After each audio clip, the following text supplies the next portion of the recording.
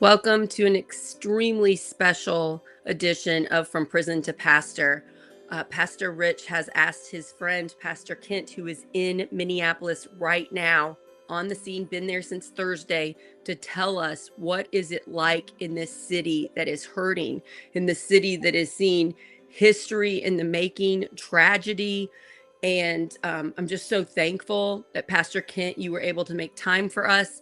He has many videos and pictures that he's going to show us, and he's going to take us through what's going on, including on Friday. There were some pastors that were arrested, and he was there. He's got pictures, and he's been a clergy observer on the scene at these protests, and also offer us some healing, because so many of us are traumatized right now by watching government sanctioned murder, and we're struggling right now. And I know that both of you are as well. So this is going to be, what is it like on the ground?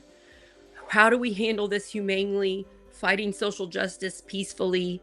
And just warm big hugs to everybody watching, because this is hard. And thank you so much, Pastor Rich. Thank you for being here. Pastor Kent, how are you today? And thank you so much for joining us. Great pleasure. Thank you for making time and space for this. It matters. Oh, this is going to be, I'm going to cry, and I apologize, but I'm going to do my best. But This is, yeah, you're there on the scene. Okay, so you are there representing the Kentucky Council of Churches. That's which right. I know Rich is also involved with, which is a wonderful organization. It's thousands of churches, I believe, that work together. Yeah. We're about 1,100 churches in 11 denominations in 16 different regional bodies. And so it's Catholics and Baptists and Lutherans and Episcopalians and everything in between, Methodist, Presbyterian, UCC. So it's an incredible coalition. Wouldn't you say, Rich? Nope. I had my mic muted. I think Council of Churches, is the Commonwealth of Kentucky's ecumenical chapter, and we're in a process of doing some rebuilding and making sure that we have a shared Christian witness, that it reflects the mandates of Jesus of Nazareth, who I'll say sarcastically might be important for Christian people.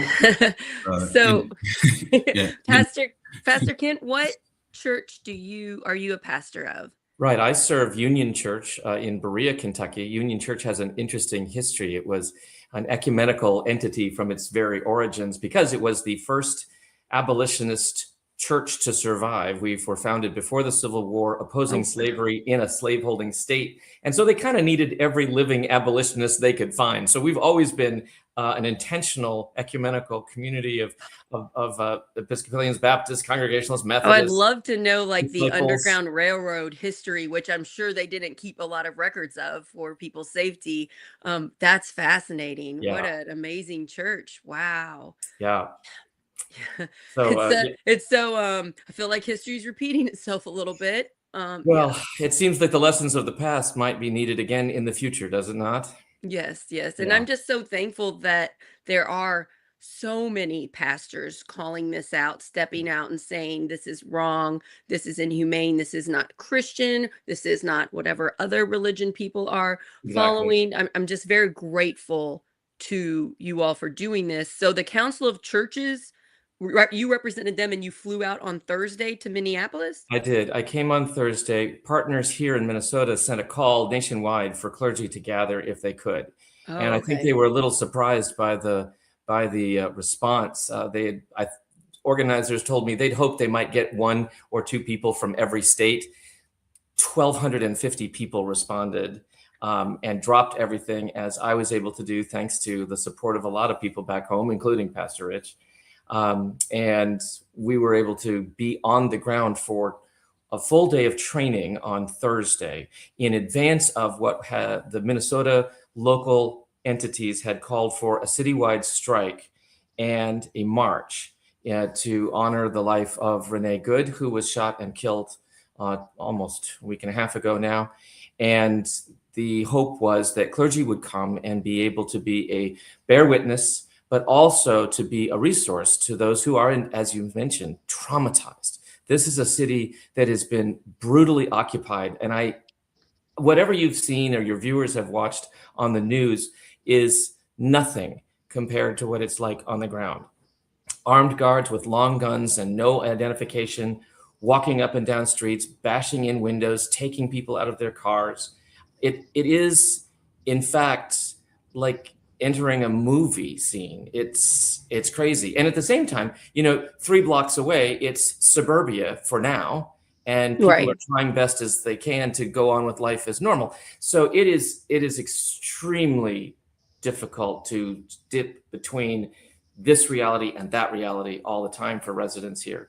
Clergy came to try to offer prayer, to offer support. And by clergy, I mean, not just Christian clergy responded. I was in a training group that included a Sikh pastor, a Sufi, a Jewish rabbi, Catholic priest, 3 nuns, myself, Lutherans. We were every tradition gathered here for peace and to witness to a moral rectitude that is sadly lacking in our federal forces right now. You're already making me feel better because I feel so hopeless. I feel so sad for everybody hurt, for the people being killed, for their family, and just to know I'm not alone here. You all are, everybody, we're watching this, and you all stepped up. These pastors have stepped up, have flown out. All these people are standing up in this city saying this is wrong, and they're doing it in a peaceful, loving way. And we need to know this is happening. Another thing I have been following is some of the people in Minneapolis have been organizing to like give food to immigrants to keep them in their houses. And I thought that was really beautiful and heartbreaking at the same time. Heartbreaking that we have to do this, but just so wonderful that the money, that the organizing, that the people are doing that. My own friend, who she has to have a fake name to keep her identity safe. We call her the helpful hippie. She raised money and drove out there so that she could deliver food. And so she's out there now. Just people are stepping up and doing what they can. So yeah. Can you take us through? So you landed on Thursday, and then feel free to just start showing us your pictures. Sure. Because I want to know, what is it actually like being there? And plus it's really cold. It's 7 degrees here. Oh yeah. I can't imagine being outside right now. It's minus 12 as I speak here. And on the day of the march, it was minus 10 with a 30-mile-an-hour wind. So it was a minus 30 wind chill. And still 50,000 people came out. What day was 50,000 people out there? That was Friday. I'll walk you through. Walk us through. On Thursday, as I said, on Thursday, all the clergy gathered. You're looking at a picture here, and I apologize. There's going to be some interspersed pictures because it's hard to slide through, but most of the thing. I wanted to show that we gathered as clergy for training first. And I think one of the most important things I would say to everybody who's listening is that, resistance is most effective when you have got a plan. It's spontaneous is good, but it rarely leads to the sustained change that we're all looking for. So our plan as clergy, we gathered in multiple locations, but we gathered for a full solid day of training, by which I mean we educated ourselves about who was going to be our partners in this. And all of us had small groups that we were responsible to and to check on, so that if things went sideways, we had people who had our backs, even though we were from all over the country. In addition, we learned about what has been the tactic and history of Border Patrol in Minneapolis, and it has not been pretty. We got a real on-the-ground education from the churches, the church pastors, the faith leaders, the rabbis, the indigenous communities that have been so brutally affected. So you got there and they just immediately took you someplace and trained you. Here's what you need to know about this situation. That sounds pretty smart. Yeah. Yeah, absolutely.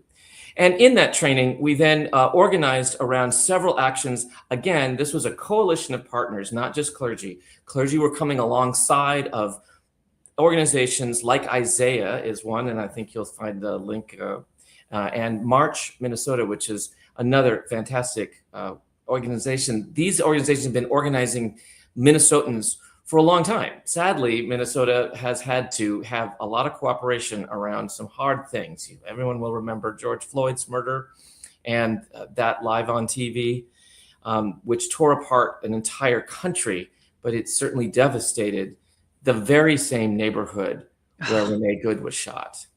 So there was already out of those very, very bitter seeds have grown some really, really sweet fruit. That is to say, this cooperative nature and spirit and the connection. So you're saying because of past traumas, there's Minnesota been organizing, there's been on. building, there's been nonviolent, and then religious to organizations stepping up to try to lessen the violence.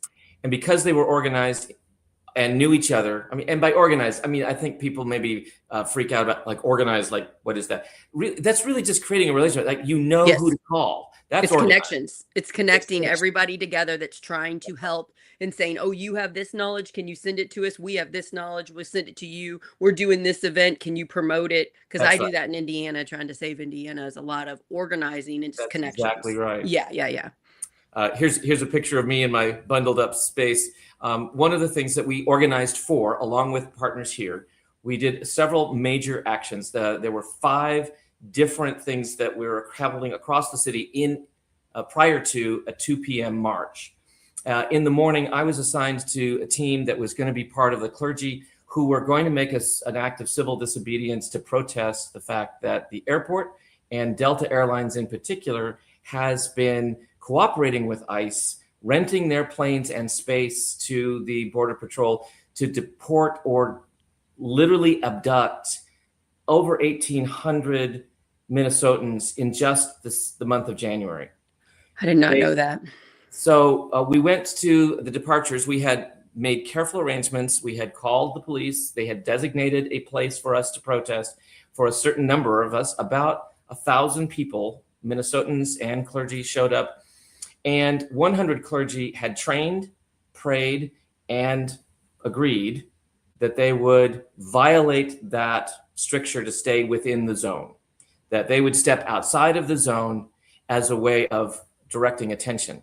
Now, I want to stress again, we prayed and trained for this. This is not something that just spontaneously this wasn't you had planned to do this, to go against, to make a stand, to shine a light on this social injustice. Absolutely. Right. Okay. And like when people ask, what can they do to help? Well, of course you can support these agencies and support your locals, but I will just say again and again and again, get trained. You can do online training about what is authoritarianism and what's worked in other countries to resist authoritarianism. What can we do just as individuals? You're not a person who goes out on the line and gets arrested. Not everybody should be, but for those 100, for every one of the 100, there were 4 of us behind them, right? Making sure that they had lawyers, making sure we had heat, making sure that they had warm clothing. We had prepared because they were going to kneel and pray in minus 30-degree weather. Wow. We had pads for them to kneel on so they did not literally freeze their legs off. This just reminds me of the Freedom Riders. This reminds me of the civil rights movement because it was organized, it was planned. They knew they were going to get arrested. So it sounds similar to that. It sounds like, learning. What it was like to be there.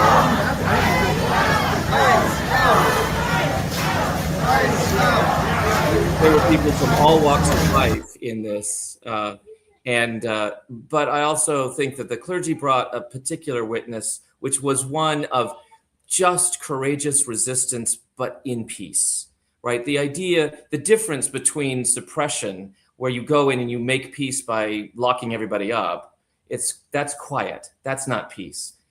All of the religious faith leaders from every tradition were there to make peace. That is to say, peace can only happen when the well-being of every person, including the people who you are oppressing, is counted for.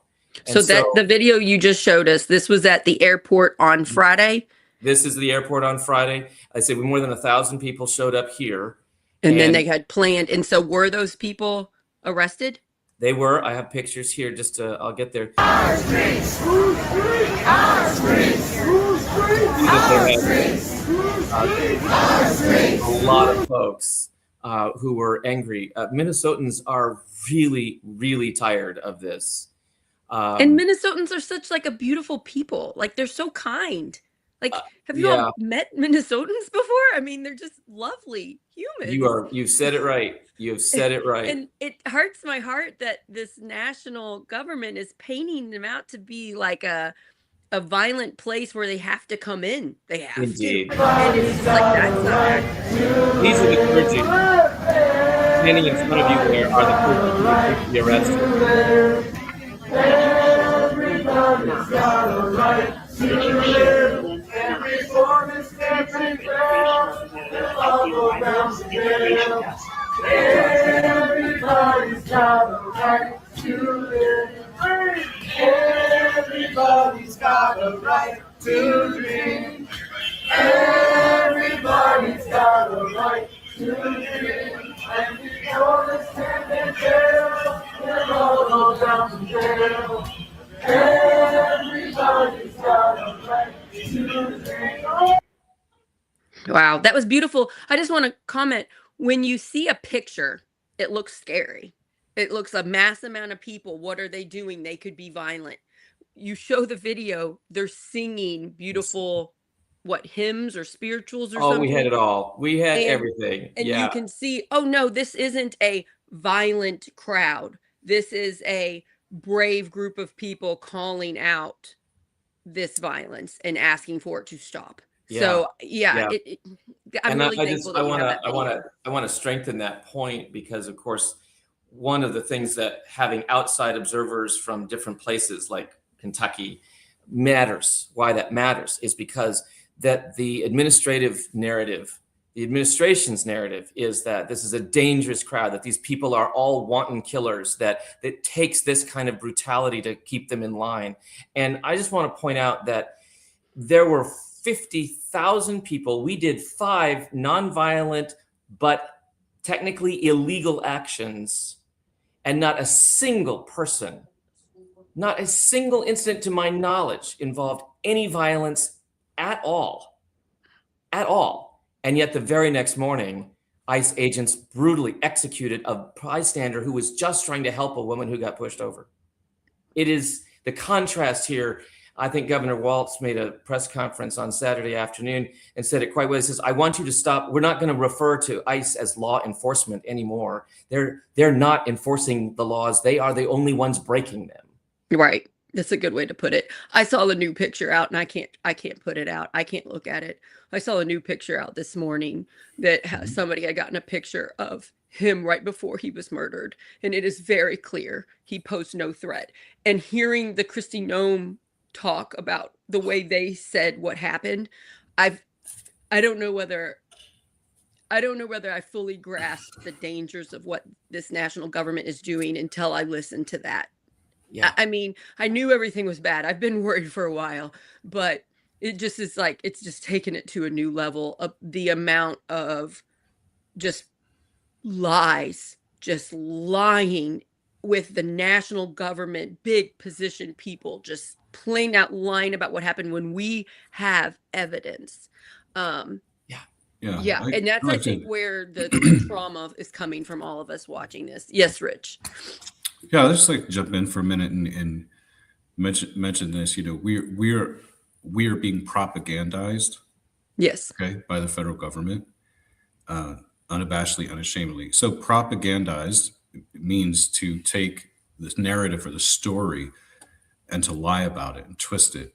And I think it's important for people to understand that the purpose of lying isn't so that you believe the lie. It's so that you don't believe anything. That's right.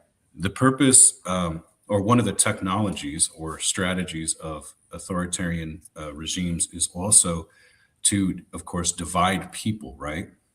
And separate people. And so when you propagandize a population, right, which is lying through the mechanisms of the state or the government to cast suspicion on people, then what happens is our basic civic unit, which is our neighbors, become suspects. And instead of creating what some people will call curiosity and opportunity for relationship, we begin to view one another in the society as suspects and dangerous. And so this has always been true for indigenous Native American peoples or American Indian peoples, the descendants of African peoples here who were brought here to these shores and kidnapped.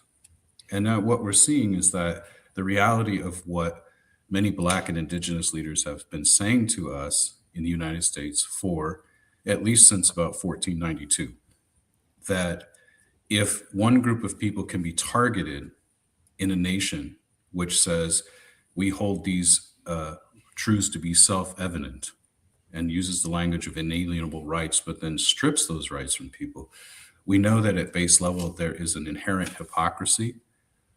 And we've had the opportunity, and we now have a different kind of opportunity in our society to actually push for liberty and justice for all. But if all is not all people, right, then we know that we remain under the hypocrisy. So to uphold the hypocrisy, we must be lied to, we must be propagandized, we must be made to suspect our neighbors and fellow human beings of being dangerous and that kind of thing. I feel like we're starting to catch on to that, because I sent this to you yesterday, an SNL skit from Saturday. My husband sent it to me because I don't stay up that late. He sent it to me where it was a news people talking about what's going on in Minneapolis, and it was two Black news anchors, and then it was white people commenting, and they're saying stuff like, "We've never seen this before." And they go, and I thought it was a funny way to point out, yes, we have seen this before, but it's new to white Americans. So you know what we have not seen before? What's that? We haven't seen 1,200 clergy and masses amount of white Americans and white pastors of all creeds and confessions, whether they're Jewish, Unitarian, Muslims, Christians of various creeds and communions, coming together and saying, this ain't right. This needs to stop now. We haven't not actually seen this in the nation, and that's where I'm hopeful. Aren't you both hopeful? I've got two things. I'm hopeful that we are going to push for change and actually have some positive ones, and I'm fearful how many more people are going to be hurt until the change happens. Those are my two biggest feelings. Yeah, I think we will continue to see abuses, and we'll probably have another public execution by the federal government of another human being, probably another American citizen. Does it really matter if they're a citizen or not? But let me say this point though. There's some really interesting dynamics occurring, because to me anyway, with this concept of rights. If your rights can be stripped away, they are not rights. They're not inalienable. They're not God-given, right? They're privileges granted to us, the governed, by the government. This is actually a foundational idea within American government, which has never, of course, been lived out for all people. But I want to make a couple points here. So I often talk about, and I'm asked to talk about, the fact that I can't vote. I don't have any right to vote in the United States of America, right? That's governed by the states on states' rights, which goes back to the intentional construction of our government to endorse, approve, and support the slave economy, all right? The connecting point I want to make is that our First Amendment rights are being threatened, of freedom of speech, right? Freedom of assembly, freedom to exercise our religious ways. So for example, part of my vows of my being a Lutheran pastor says that every ordained minister is to speak in solidarity with the poor, the marginalized, and the oppressed, and to work for justice in the world. That's free exercise of my religion. That is being threatened. We also see Fourth Amendment rights being threatened, unlawful search, seizure, and detainment by agents of the government, right? We are seeing 14th Amendment due process rights. And we have a nation of people who actually do not realize that the Constitution and the laws of the nation, anybody under the jurisdiction of the nation, is entitled to constitutional protection, period. And what happened with Alex Freddie is a very interesting thing, because now Second Amendment rights are threatened. Wherever you fall on the spectrum of your ideas about the Second Amendment, it is part of the Constitution. And he was a gun owning, concealed carry permit legal gun carrying and owning. He was allowed to have that on Absolutely. him. And he didn't so use it. It was in his back pocket, or it was in his behind him, right? He never touched it during this interaction.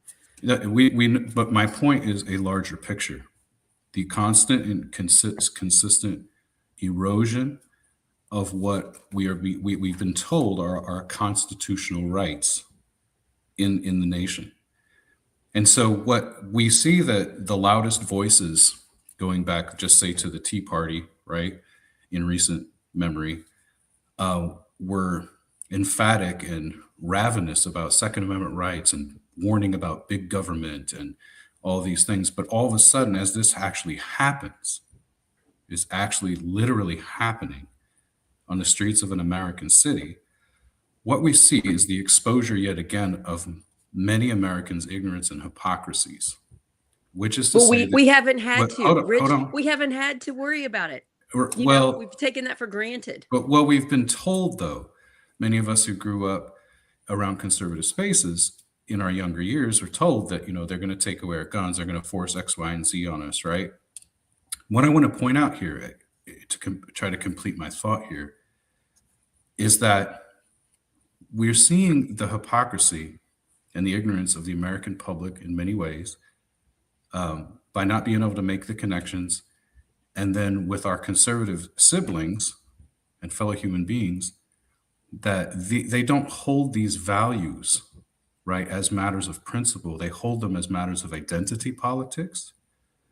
There's no intellectual or moral consistency, right, in the propaganda and in the spewing. So I'll just close with this.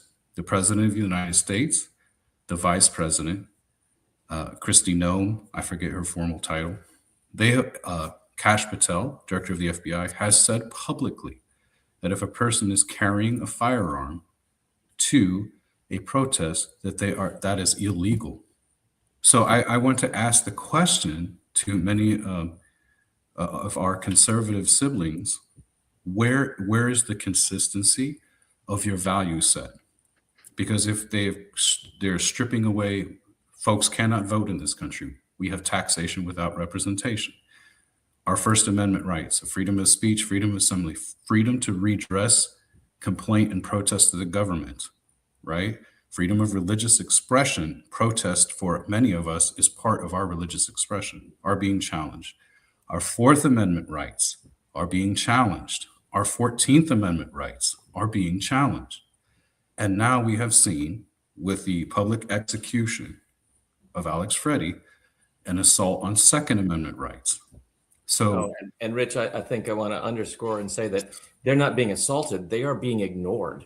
In Minnesota, Minneapolis, they are being ignored. On Thursday, just as we arrived, clergy were all given full warning and full word that Kristi Noem had declared of her own free will, apparently, that ICE agents did not need to abide by the Fourth Amendment. That's unwarranted search and seizure. That means literally they don't need a judge's warrant to search somebody's home, to break into somebody's car, to detain you or not give any information about where you have been detained.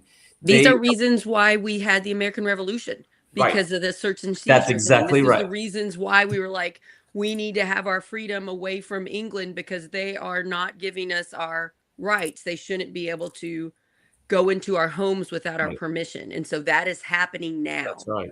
Yes. And as Pastor Rich made a point of that the Supreme Court has said, let me just point out, it was Antonin Scalia, one of the most conservative of the recent justices, who affirmed that the law in the United States applies to everyone who is in the United States, not a citizen of the United States. No. That is to say, protection of the law is not a privilege one is granted with citizenship. It is a fact of location. In the borders of the United States, U.S. law should apply to everyone, whether you are the president or a pauper or an immigrant. It did not matter. And I just see that getting worse in the last few years. Yeah. The people that are struggling, that don't have a lot of money, that don't have the connections, they are just constantly told they don't matter and that they don't have rights. And then the people that are powerful, that have money, that have lawyers, they have so much more rights than the rest of us. And the injustice of it is infuriating to me. Yeah, well, I think maybe what we might do here, if you all are okay with this, is just put a pin in where we are. And a lot of times, in conversations like this, we get to a point where maybe listeners are like, okay, what do we do? Where do we go? So I Right. wanted That's to a good. Yeah. kind of put a plug in. Pastor Kent mentioned training, right? There's a lot of groups that hold training around issues. So here in the region, here Ohio River Valley region around Louisville, right? LSurge, the local Louisville Showing Up for Racial Justice, provides training on a number of different things. So if you are in the Louisville area and you wanted to get training, where should they go to? What should they look up LSurge. LSurge, LSURGE. J. J. It's an acronym, Showing Up for Racial Justice. Okay. LSurge, local ACLU chapters provide different kinds of trainings. Trainings that are pushed out all over the place. Yeah, there are free trainings virtually all the time. Pastor Kent would recommend the website March Minnesota, just like it sounds, one word together, marchminnesota.org. We also encourage people to look at freedomtrainers.net. I know Pastor Kent and I both have been trained through Freedom Trainers Network. And I should say, Rich, today has been clergy and others have called for a national day of training today. Mm-hmm. Oh, wow. So you will find, just with a Google search, you should find any number of anti-authoritarian trainings. Educate yourself. You can do that. There's trainings, everything from just like, what is happening to me, all the way up to how do I organize a neighborhood watch group, down to how do I survive a tear gas attack. Right now, God willing, not everybody's going to need all of that, but everybody needs something.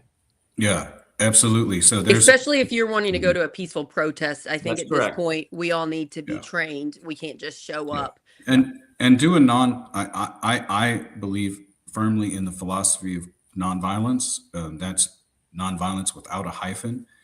And I just point out, right, that in my own talking, I don't use the term peaceful protest, because one of the principles of nonviolence is to create and precipitate crisis, but not through nonviolence. In other words, it's to dramatize and highlight abuses that are happening without destruction of people and property, right, for the purpose of calling attention and moral authority to the issue. And that's what was happening. If you look, Pastor Kent mentioned 50,000. I've heard reports that there were 75,000 people. Either number is massive. No destructions of property, no violence, disciplined with, again, faith leaders from all expressions here in this nation saying we're at a moral tipping point. And that's what we have not seen in the nation. This didn't happen. And we don't have this at sporting events. It's sporting events when their team wins and they go out and there's thousands of people. They're like tearing down light poles and stuff. Kentuckians, about the couches. Don't burn no couches anymore. Listen, man.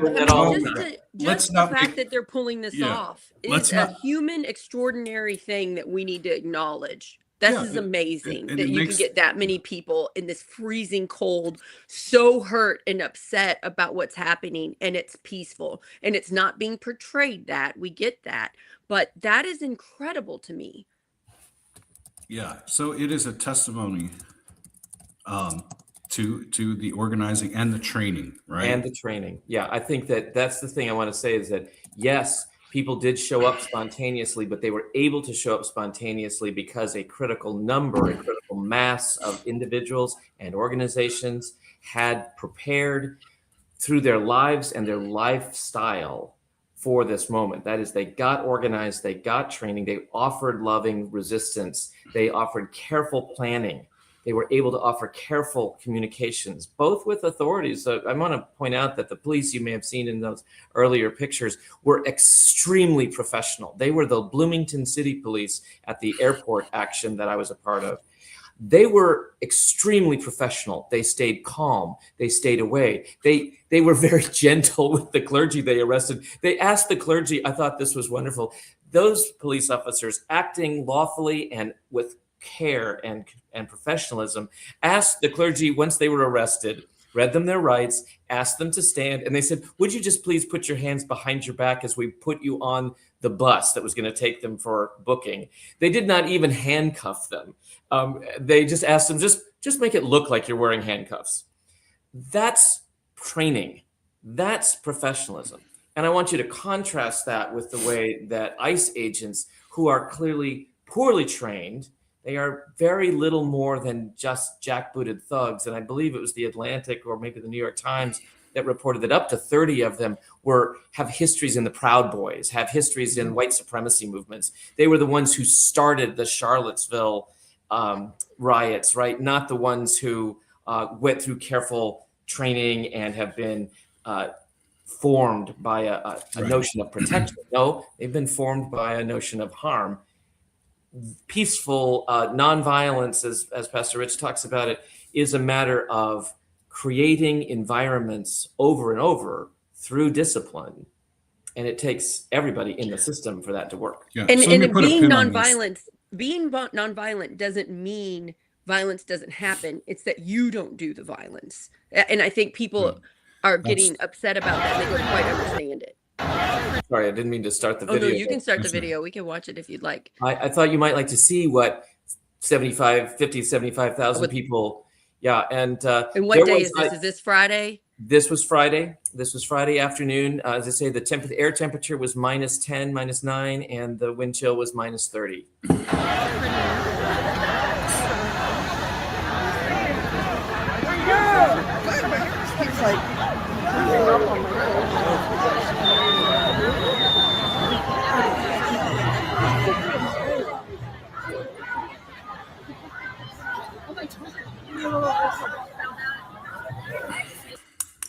So my favorite sign there was the leave us a loon. Yeah. Loon duck. Let me put a pin in here just a second.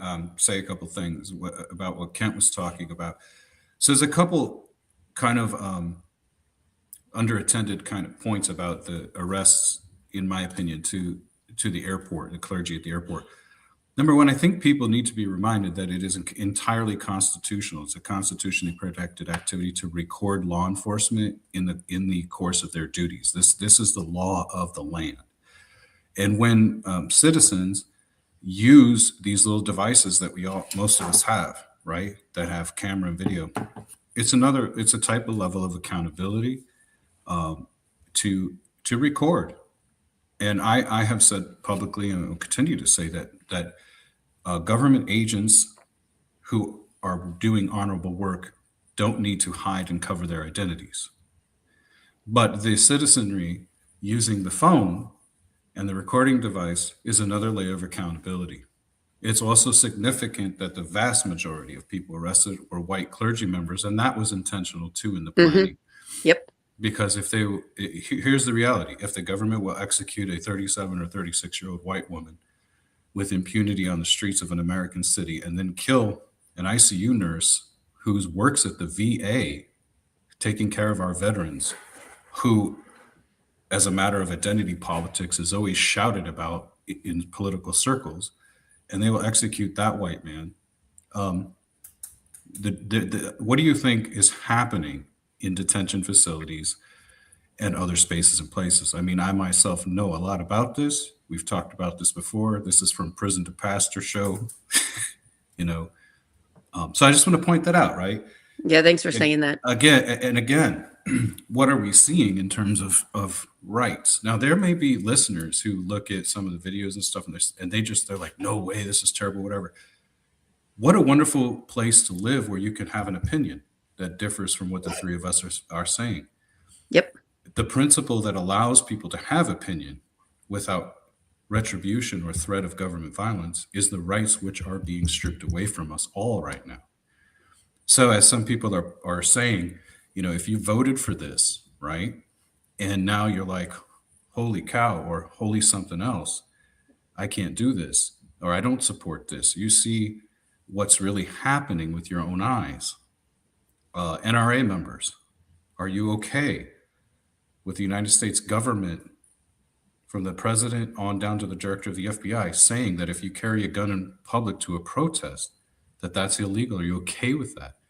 The stripping of one right or rights from one group of people always trickles down. It's kind of like the failure of trickle-down economics, trickle-down rights. So it's not too late for you to say, you know, I don't agree with these, whatever you want to call me and Kent, left-wing, whatever, pastors. I'll point out again, I'm not a member of any political party. In fact, in the Commonwealth of Kentucky, I cannot register. You can't vote. So yeah. I can't, listen, I just point this out about rights. I cannot be a member of a political party because I cannot register to vote. If I registered to vote, just registering at the DMV when I get a driver's license or something, even if I did that, is a felony offense in the Commonwealth of Kentucky. So the point is not to decry me personally. I still am exercising my First Amendment rights, right? But it's to point out, as these things are happening and we're being propagandized against our neighbors, right? To look, we have a problem, and I'm glad to see, along, you know, with Pastor Kent physically being there, faith leaders calling out the moral issue.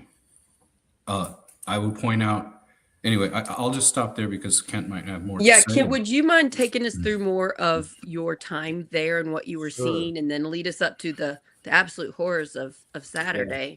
And thank you, Pastor Rich. I think you highlight important things, that even if you voted for this administration, you got lied to. Mm-hmm. Kentuckians in particular, I speak from my own experience from Central Kentucky.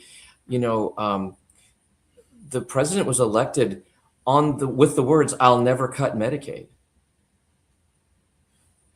Kentucky receives, percentage-wise, we have a lot of Medicaid recipients because we were one of the poorest states in the union.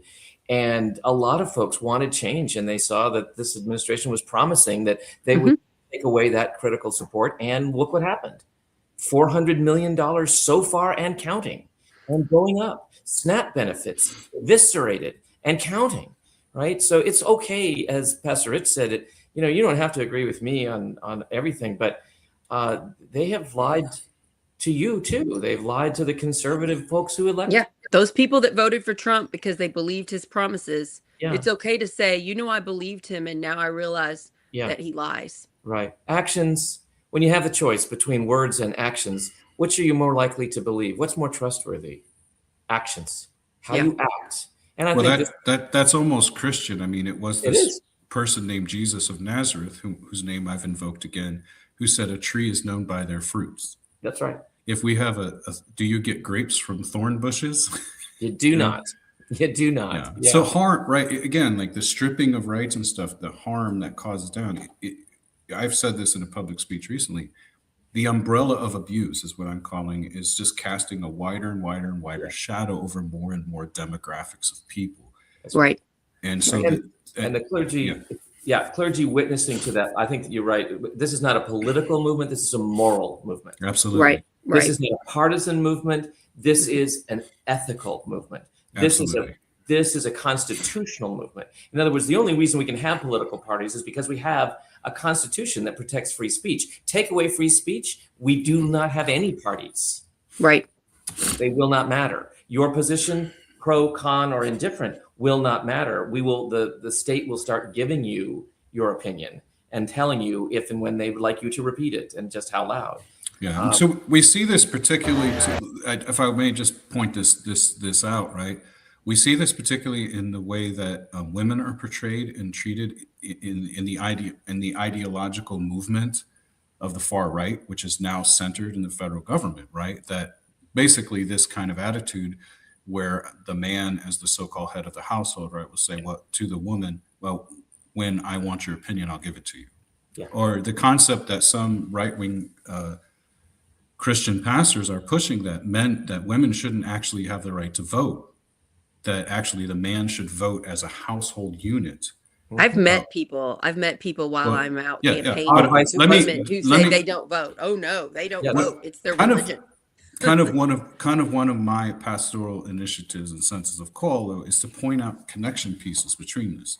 So where else in the structure of our society have we seen the male voting as a head of a household? Well, it's in the original Constitution, where those who owned other human beings and enslaving them were able to vote as the head of the household, and that all of their enslaved human beings were 3/5. They got extra votes. Yeah. So the connecting points, propagandizing and lying to the public, right, is not so that you believe what the government is saying. It's so that you don't believe anything. Right. You don't believe your own eyes and ears. You don't believe your neighbor, right? And so I think that's why this is really important what we're doing, because Kent is my colleague and my friend, and we work together in a council of churches. We're pastoral colleagues, right? And he's there. So people are there. Sarah, you know me, right? Been to your home with my wife, right? We know each other, right? And so the coming together in connection for fact and for truth, and where truth is the kind of thing that makes us accountable to each other, right? It makes us have to guess and say, wait a minute, are we right here? Are we in the right? Are we in the moral right? That is stripped away. So because people don't believe anything. It's one more thing. This is a good point. This is not about politics anymore. No, and we need to stop the Democrat, Republican, the left versus right. We need to put that down, and we all need to stand together and unite and say this is wrong. Yeah. And I think you all are phrasing that really well. And, religion is one good way to do it. And I'm very thankful for people like the two of you and all the others that are stepping up that are in Minneapolis right now. And then there are clearly regular people are coming out, and you've said training. We need training to come out to know how to handle being nonviolent, which what Rich pointed out isn't always peaceful. I just want to I don't think people realize how hard that is. I went to the Civil Rights Museum when I was dating my husband 10 years ago. And in that museum in Memphis, Tennessee, they have a section where you can sit at a diner and reenact what it was like when they're getting called things and they're getting spit on and they're getting shouted the worst words and because is only for whites only to be in that diner. And they just played a recording of people shouting at me. And I was starting to cry just sitting in a museum on a fake booth having people shout at me in a recording. So I think it's important to realize this is hard. If you haven't done it before, you do need training for it, because your initial reaction is to protect yourself and those around you. And that's what you can't do because you're trying to shine a light on this injustice. So, we just need to step back and be more human, because there's so much online hate. There's so much of, we don't care that this person died. He deserved to die. He had a gun. He was all these lies about this human being. And I see it happening to women all the time. If they're not 100% perfect, then they deserve all the guilt and shame and punishment. And we need to stop doing that. And we need to realize we're all human and we're not perfect. And most of us are good people. And that's what's crushing me with all of this, is the comments after, the justifying of this murder. Yeah, and I think that's the authoritarian playbook, right? Which is it didn't happen. Okay, it did happen, but it didn't happen the way you thought it did. Oh, it did happen the way you thought it did, but they deserved it, right? You discredit the victim. The next step is, it did happen the way you thought it did. The person did deserve it. We're not sorry about it, and you're a traitor for disbelieving us. That's the next step. And my friends, we are dangerously close. And certainly here in this city, just watching the reaction of the local Border Patrol commander talk about how this man showed up with a 9mm gun, which is, first of all, not something you would divulge before an investigation had even happened. Right. Lied about the fact that he possessed it and pointed it at them. Lied about the fact that he was a known criminal. Besmirched him and said that he was attacking them and that they were probably being targeted. All of these lies were all about saying, it did. Yeah, a terrible thing happened, but they deserved it. They deserved it. They deserved it. And that is this. And then when the guy stood up, their commander stood up, he said, well, this is they just had to, there was that's their training. And okay, that's very close to, we're proud of it. Yeah. And so, and then to label, I'll go back to, I hope you guys pick up, right? I'm trying to also emphasize structure and systems. So the labeling somebody as a leftist terrorist, right? Or in the McCarthy years in the 50s, again, most Americans have a we have amnesia as a society for lots of reasons. Well, we've been segregated and separated even after 1954 Brown Board versus Board Education, so on and so forth. We still live in a segregated society. Our churches are segregated, so on and so forth. So there are two, as Dr. King said, two Americas. But back to this point, or at least two, there's probably three or four now. When the government has the ability to begin labeling somebody, you're a communist, you're a leftist radical terrorist, you're whatever, is all for the purpose of dehumanizing. And dehumanizing is not just an adjective word, right? It is a structural and intentional process of authoritarianism. Because if you are not fully human, right, then it strips away from collective, right, conscience and awareness of other human beings, individuals and groups of people. It strips us away and justifies the treatment of other people by dehumanizing, lowering them. So one scholar would say this, that the fundamental civic unit of the world is the concept of the neighbor, right? Now, the political concept of a human being, as another scholar would say, is the concept of a citizen. So every time that you strip away the identity of human beings from being a neighbor, and you have to define people's humanity by concept of citizen, is all intended, right, to lower how we see other people. And dehumanizing is to see them as less than. Yeah. So, we have seen every wave of immigration that has come to this nation after the white Anglo-Saxon, establishment, right, in this country has been called vermin, poisoning the blood of America, darkening America, right? This language is consistent all through our history, and we're seeing it now with a wider and wider umbrella. Right. So if we can pause here, I just want to pull out again information. Like if you need information about training, right? Information, check out the folks at marchminnesota.org, marchminnesota.org. Check out the folks at freedomtrainers.net. Look up your local SURGE chapters, which is an acronym for Showing Up for Racial Justice. ACLU provides trainings, other groups. There's trainings today from dozens and dozens of groups locally and nationally. And our folks over at IsaiahMN.org, Isaiah like the prophet with the letters MN, so it's IsaiahMN for Minnesota.org. They're doing tremendous work out there. Just want to point that out again. Don't let us be separated from our neighbors, right, from fellow humans, right? It's an easy trick. As soon as they're trying to make you convinced that other people are others and not human, that's when you know this is propaganda to separate and divide. And they're less than. Yeah. All right. Pastor, can you take us through Saturday? So you were there in Minneapolis. You're out there with the protesters. Right. Can you take us through what happened on Saturday? Yeah. So Friday we'd had this amazing march, and there was no violence, and there was a lot of angry Minnesotans, and nobody got out of hand.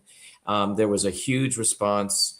And the next morning, I think we were all taking a deep breath. I was out to breakfast with the people who graciously agreed to host me, and came back from breakfast to the news that Alex Preddy we didn't know him at the time, but that a man had been shot on the street.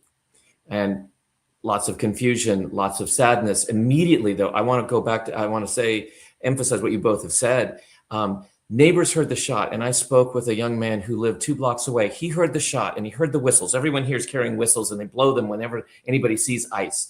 Neighbors protect neighbors. Neighbors show up for neighbors. That's just true. And here, the way they do that is everybody's carrying a whistle at all times. I've not seen a single Minnesotan that doesn't have a whistle on their parka, around their neck, in their pocket. He heard the whistles. He heard the shot. He ran toward the noise. because I knew my neighbors would need me. This is a person who is exercising faith, even if they never go to church, because what they knew was that they needed to lead with that love. And they showed up, and within minutes of this shooting, there were 300-400 people from surrounding blocks who were taking video and blowing whistles and telling the agents that they were absurd and needed to leave, and what were they doing, and where was the medical care, and why wasn't an ambulance called. The agents, those of you who've watched the very disturbing videos, and I urge people to be circumspect about your tolerance, that you can see the murder of a man if you wish to. Yeah. And it is not an easy thing. So, but it is important. It is an important thing for those who are able, because what it shows is how callous and how dehumanized these agents had already assigned this unhuman character to anybody. You can see on the screen right now a picture that was the front page of the Minnesota Star Tribune. They've detained kids as young as 5. They used children as bait, holding them hostage for their parents to come out of their houses where they were hiding and afraid. And they kidnapped their kids from school and made them come out to get them, and then arrested them. Here is a person who is already on the ground, already under control, already in restraints, and they, at point blank range, firing chemicals, pepper spray, and nerve gas into his face. You can't do that to a neighbor.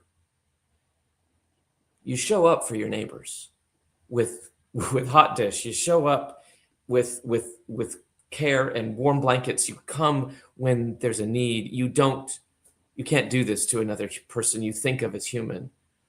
So on Saturday, the neighborhood gathered, and in fact, very quickly, the agents were surrounded, and they began firing these chemical weapons into the crowd. And I do say chemical weapons because they're not just using tear gas. They're also using, you saw earlier slide, they're using what's probably chlorohexethane, which is an industrial byproduct that leaves you coughing. If you have asthma, it will kill you. If you have a breathing difficulty, it will kill you. And they were firing this toxic green gas in clouds. They covered probably 3-4 square blocks as they tried to get out. Now, that's deplorable, but the more remarkable thing I want to highlight is that neighbors came together for each other, and they had to fire their way out. It's the first time in I think any recent action history where ICE didn't feel like they had the upper hand. They felt like they had to get out, and they were scared enough and fragile enough that they had to do it any way they could. The neighbors set up safe zones immediately. The neighbors opened their restaurants and started feeding the people who came out to be supportive. They surrounded Alex Preddy and his body and kept the space. It's you're getting pictures of my dogs. Very cute. Because, well, and this is important to say, that my wife sent me pictures of the dogs to keep me grounded, to remind us that there is also love in the world despite all these images of hate. Yeah. And so, that's another way we in the trauma world remind each other to stay connected to joy, to stay connected to love, because that's resistance too. We can't let ourselves lose sight of those things. And we can't lose our humanity in seeing theirs. Yeah. And here what you see is this is Saturday night. This is Sunday night. This is the memorial at the spot where he died. People holding vigil, and it's been 24/7 vigil since his murder. Yeah. Clergy in our group went, and we have been on shifts at the site offering prayer. And in a case last night, colleagues of mine, there were agitators who were very upset about the fact that traffic had not been stopped. And that's I have mixed feelings about that. In part, it's because I want people to drive by and see this acts of compassion, but they felt it was disrespectful, and there were some people starting to get upset and hot about that. And the clergy who had been trained in a song, one of the other actions that we took on Friday was 250 clergy occupied a Target store. Target is a nationwide store chain based here in Minneapolis, and they have allowed ICE into their stores. They have allowed ICE to use their parking facilities to stage their vehicles. And our ask was that they stop that this is a nationwide company and this is a nationwide problem. And we wanted Target to be non-cooperative. We wanted them to be respectful of Fourth Amendment rights. We wanted them to not allow searches and seizure in their stores. And the singing training gave everybody songs. And by golly, 4 of my colleagues were there when things started to get hot, and they started singing and the crowd joined them and everybody's temperature dropped. That's really beautiful. So there's trained people out there with calming everybody down, calming the temperature down, because it very quickly could get dangerous. Because we are traumatized and horrified. I mean, so I'm just really thankful to everybody that's out there pushing that love and peace and calm down. And yeah, I'm thankful that you all are doing that. Okay, now I've been seeing on the news that National Guard, that Governor Tim Walz has brought the National Guard to try to be a barrier between Border Patrol and ICE and the peaceful protesters. Have you heard of any of it? Have you seen it? I saw a story where National Guard were bringing coffee, hot chocolate, and donuts to the people protesting. Yeah, can you tell us what that's like there? Yeah, Sunday morning, the governor called out the National Guard, and they formed about 5 blocks away in every direction from this site. They formed a perimeter. A soft perimeter. They're not blocking traffic. They're not blocking access, but they have stations there. And what they have said is that ICE is not allowed in this neighborhood after 2 extrajudicial killings, after many untrained and undisciplined attacks and abductions. ICE may not enter this zone. So they are allowing others in. They are on the corners. They're passing out donuts and hot chocolate, and the neighborhood restaurants are feeding them. The neighborhood, the Somalis, which have been so maligned by our administration as the cause of why they had to come here with 3,000 agents for a Somali community. The Somali community had fed all of us, all of our faith leaders after the march in gratitude for coming. So the people being portrayed as violent and awful are in here giving all of themselves as much as they can to help this community. And that is the beautiful thing that I wanted to talk about on the show today, because we are so traumatized at this point. And we know more's coming. And so for you to tell us that story and you to be there, I just really thank you, because we need this as a nation. We need this to know that this is happening. So right now, are you hopeful, Pastor Kent, that there will be less violence because of the National Guard? Do you see it working? I don't know what to think about it, Sarah, and it's a really powerful question, because of course this administration is looking for an excuse to do far more and far worse, right? What they've tested here in Minnesota, they've already deployed to Maine. They're already thinking about Seattle. We know this because a buddy of mine is a pilot, and he reported to me last week that all of their pilot rooms at the Seattle airport, at the hotels, have been canceled for February because ICE, Department of Homeland Security, has purchased the entire hotel for the month. So that tells us that they are planning more and worse. So you say it looks like they're sending more. Right. Yeah. I don't know if they're sending more to Minnesota, but they certainly are they're planning to do actions like this elsewhere. And what they're counting on is that they can push somebody far enough that they can blame any violence on whether it be the Minnesota National Guard or clergy protesters or a Somali community. They're looking for somebody to blame so that they can, quote unquote, excuse the next step. And if you dehumanize people, the next step from gas attacks is live fire.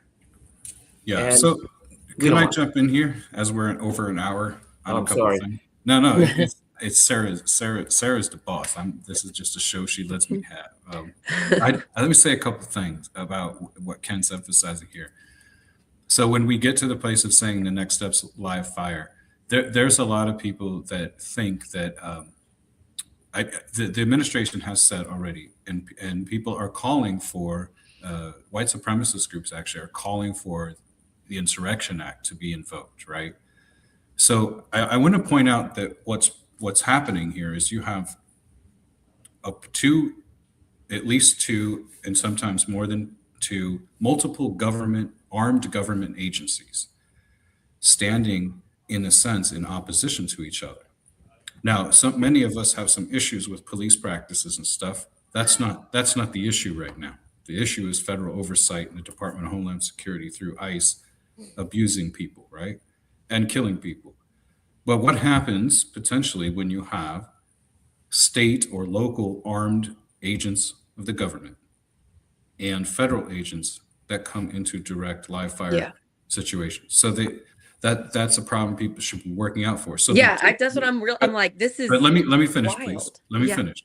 So the discipline of those who are trained and practice nonviolence, we know that the discipline of nonviolence precipitates crisis and tension on purpose with discipline and spiritual grounding to show there is the moral and ethical issues going on here, right? And knows that the state and oppressors understand violence. Okay, if somebody was to do an act of violence, right, the government, this regime, right, knows how to respond to violence. That's obvious. There's over 3,000 ICE agents in Minnesota, in Minneapolis, and there's only 600 local law enforcement.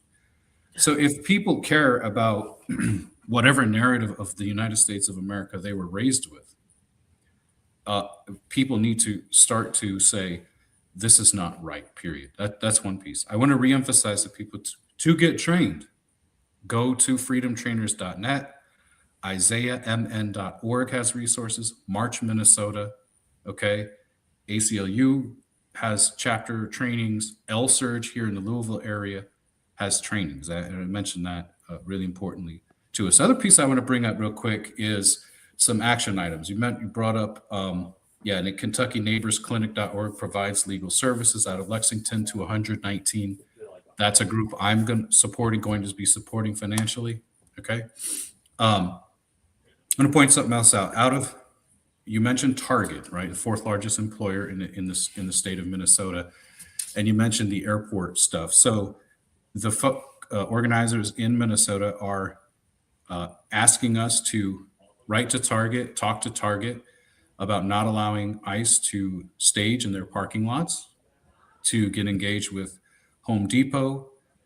What are the airlines that are providing transportation for ICE or deporting people to places like Kentucky? A number of our county jails here in Kentucky are holding ICE detainees. That should concern us. So we sometimes call these, right, pillars of support. So if you have an oppressive situation going on here, right, what supports and undergirds that? People can't move without transportation. So Enterprise Rental Car. You can engage them and say, hey, stop renting out these vehicles.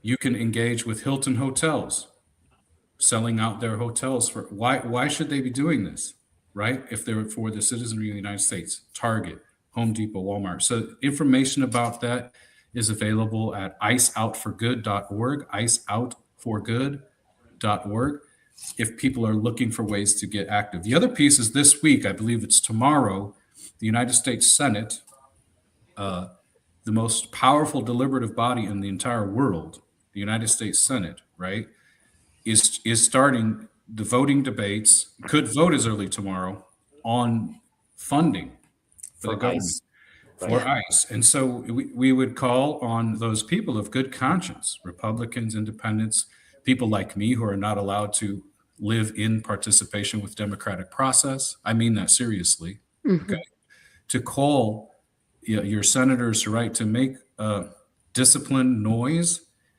and demand that ICE is not funded, period. Yeah.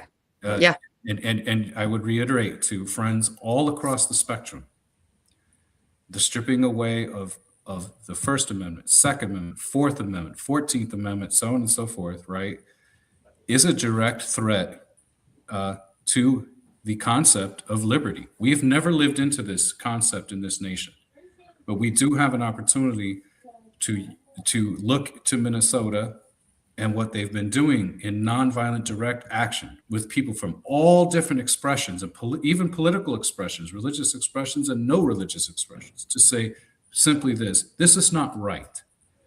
So again, get engaged with the reality that the United States Senate is voting on funding, and exercise your First Amendment right to say no to this. Okay. Yeah. Look at Target, look for other resources. Yep, those are good. We can only do so much in an hour, but as we wrap up, thank you. Sarah, and I think you guys did a lot of like good hope. There's things we can do. We can train ourselves into how to lead a nonviolent movement. We can shine a light on this. We can get our friends and neighbors and family to collectively say this is wrong and this is scary and we need to shine a light on it.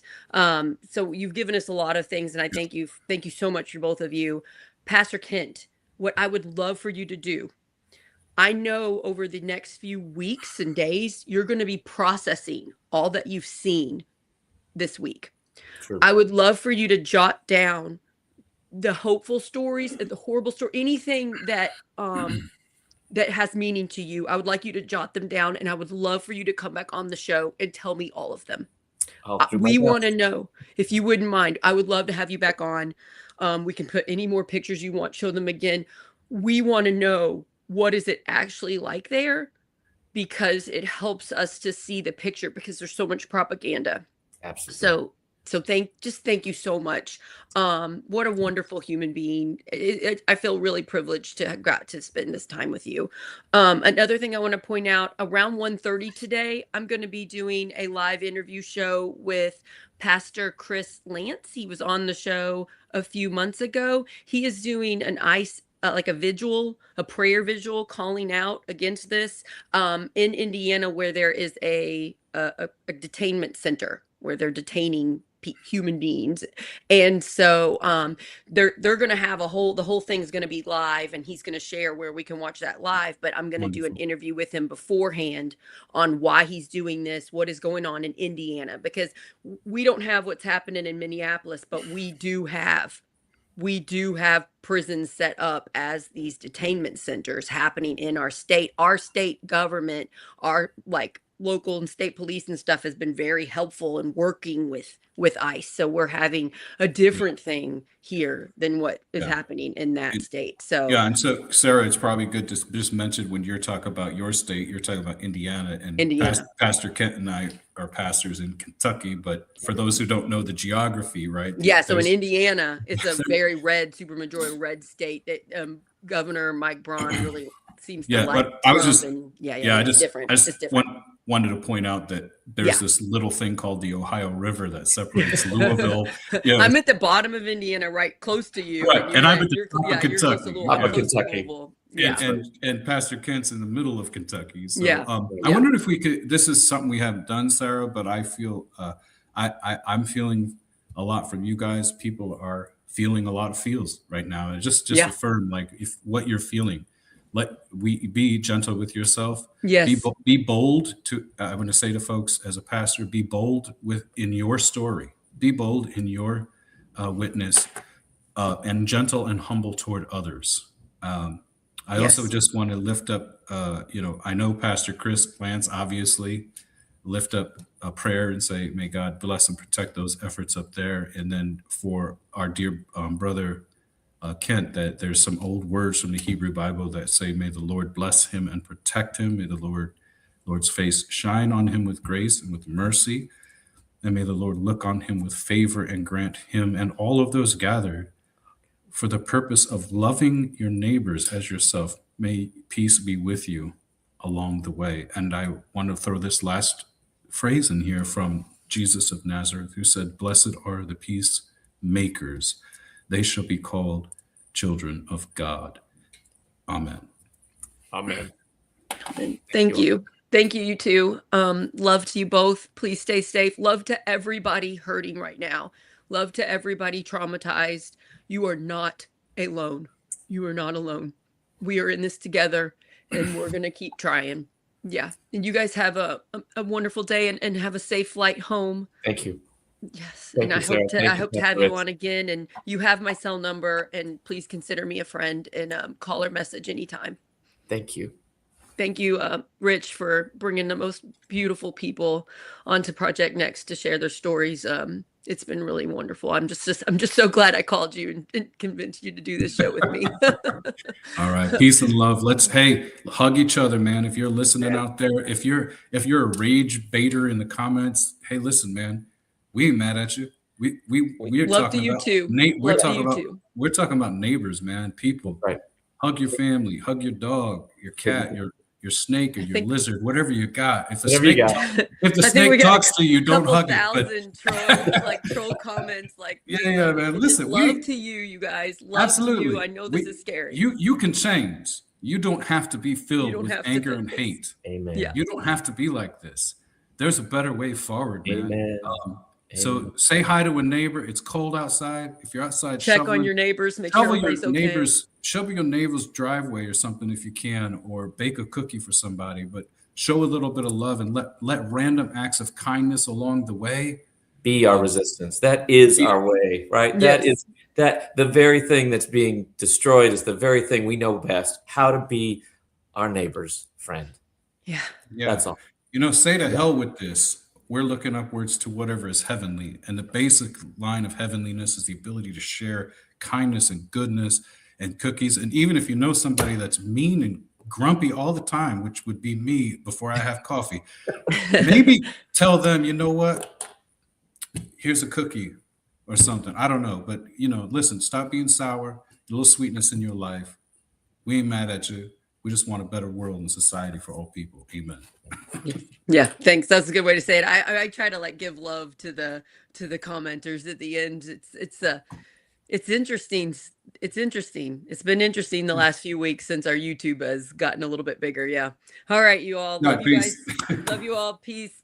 Love to everybody. Have a good day, and I'll be back around 1:30 today. Bye, everybody. Bye.